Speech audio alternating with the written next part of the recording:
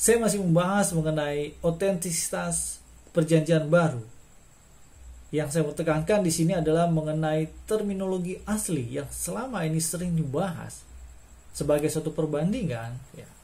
Saya akan buka di sini dari Keluaran 34 ayat 1. Wayomer Adonai al Moshe pesalecha sheneluchot afanim karishonim wechar tafti al haluchot et harifarim asher hayu al haluchot hari shonim asher shibarta. Perhatikan di sini wechar tafti al haluchot et harifarim.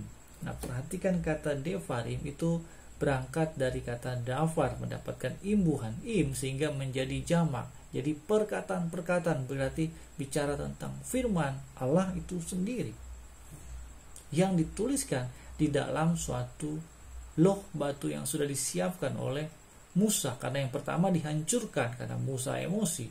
Dia sangat panas ketika melihat patung anak lembu. Nah, yang menjadi suatu permasalahan di sini dan juga pertanyaan dari saya adalah yang mana yang asli? Apakah loh batu yang pertama yang sudah dihancurkan atau yang sudah ditulis ulang oleh jari Allah yang sebagaimana yang tertulis di dalam Keluaran 34 ayat 1 ini? Atau yang tertulis juga di kitab Keluaran itu sendiri? Ada 3 versi. Yang mana yang merupakan aslinya? Asli di sini apakah berbicara tentang media penulisannya atau konten dan isinya? Nah, ini yang perlu kita ungkap di sini, bicara tentang logical fallacy di sini. Karena rancu ketika membahas masalah asli. Lalu kemudian yang kedua, permasalahan terjemahan. Nah, permasalahan ini sebenarnya bicara tentang hal umum di dalam linguistik. Ya, sebagai contoh bahwa unsur bahasa Yunani, ya, kata demi kata itu tidak semuanya dan tidak seluruhnya bisa secara persis diterima atau diterjemahkan secara tepat dalam konteks lokal. Ya, misalkan di Syria, di Ethiopia, dimanapun itu kemudian mau diterjemahkan. Nah, sebagai satu contoh saya berikan idiom di dalam bahasa Indonesia, misalkan seperti contoh makan asam garam, tulang punggung, anak bawang, ya kan? Batu loncatan, kepala batu gitu.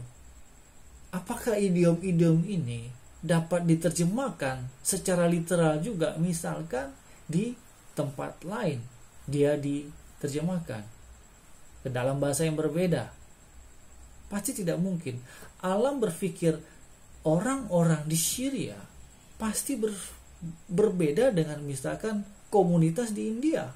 Sehingga ketika bahasa tersebut diterjemahkan tidak mungkin bisa sama persis dan membutuhkan upaya penafsiran untuk bisa mendapatkan atau mendaratkan maknanya. Nah, perbedaan alam berpikir ini kurang lebih juga berpengaruh terhadap bentuk-bentuk terjemahan. Oleh karena itu, keraguan atas keaslian perjanjian baru seringkali banyak tidak terjawab.